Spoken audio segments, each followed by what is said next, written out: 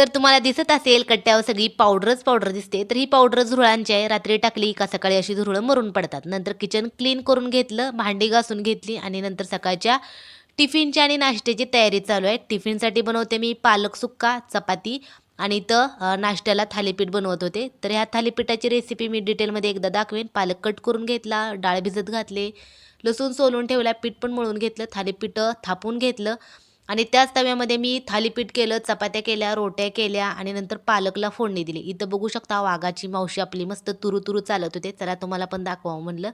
संचितला स्कूलला सोडून घेऊन आले आणि आल्यानंतर थोडासा आराम केला. दुपारचं जेवण केलं. आलं की कंटाळा येतो त्यामुळे दुपारी काय खाल्लं ते दाखवलं नाही. नंतर आता चालले संध्याकाळच्या स्वयंपाकाची तयारी. स्वयंपाकामध्ये शेंग बनवली होती, शेंगेचं कालवण. नंतर भाकरी वगैरे बनवून घेतल्या. आता येतानाच आणले होते काकडी, गाजर वगैरे. त्यांना जेवण करताना आता थोडं घ्यायचं आणि जे शिल्लक राहिलेलं फ्रिजमध्ये ठेवायचं. चला तर मग आजचा मिनी ब्लॉग आहे तर कसा वाटला?